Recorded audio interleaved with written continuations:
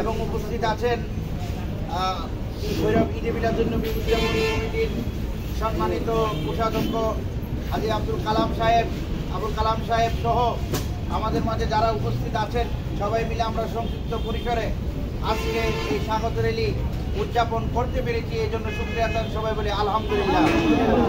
পাশাপাশি আজকে আমরা এখান থেকে জানান দিতে চাই ভৈরববাসী আমাদের আনন্দর যে 12 রবিউল আউয়াল উদযাপন, সেই উদযাপন এই ফল মাঠে আমাদের সুন্দরভাবে যাতে 12 রবিউল আউয়াল উদযাপিত হয় সে ব্যাপারে আমরা আহলে সুন্নাত ওয়াল জামাত ভৈরব এবং পীর মাশায়েখগণ ঐক্যভাবে আপনাদেরকে আহ্বান জানানো হবে এবং ভৈরবের সর্ববৃহৎ জুলুস ইনশাআল্লাহ 12 রবিউল আউয়াল 1500তম ঈদে মিলাদুন্নবীর জশ্নে জুলুস উদযাপিত হবে। সবাই বলি ইনশাআল্লাহ।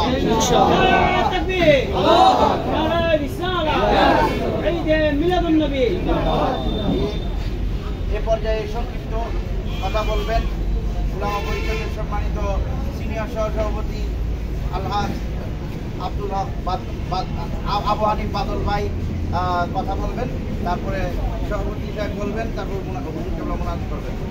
আলহামদুলিল্লাহ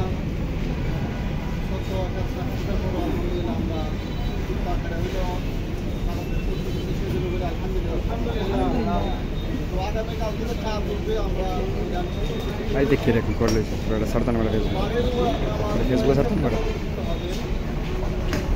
না আমার বেড়া ভিডিও ক্যারি করতেছে ভিডিও ছোট বড় তো বেড়ে গেল। আমাদের আগামী যারা আছেন কর্মী যারা আছেন আমাদের একটাই অনুরোধ, আপনারা সকলে মিলে একসাথে হয়ে সমস্ত হয়ে কেমনে আমরা একসাথে করতে পারি, একত্রিত করে আমাদেরকে চেষ্টা করে দেন। আমি এটা চাই, আমরা কোনো নাম চাই না, কোনো দাম চাই করতে চাই না, শুধু এক কথা গোলামি করতে চাই। আমি সর্বশেষ কাতারে সামান্য একজন নগণ্য একটা ব্যক্তি হিসেবে থাকতে চাই। সুন্দর হোক এক কবিতা আমার মনের কথা, বেলার সামনে থাকতে হবে, আমার নামটা বড় থাকতে হইব, এরপরে নাম থাকতে হবে, আমার এটা দরকার নাই। আমার দরকার নবীর গোলামি করা। আমরা কেমনে দোষটার সাথে কোনো চিন্তা, কোনো হিংসা চিন্তা আমার কথা না থাকে। আর যারা মুরব্বীরা আছে তারা ডাক দিব, এভাবে আমরা চলে আসবো, ঠিক না? সবাই আমরা এভাবে চলে আসবো, কারো কথা আমরা শুনবো না। হ্যাঁ আমি করলে আমরা শুনতে না, শুনলে কিন্তু ব্যস্ত থাকে, রাতে ব্যস্ত থাকে গেছে না। আমরা কালো মিটি করতে একটা ওইটার একটা, এই জন্য আমরা কথা না শুনি, কথা কথা শুনি।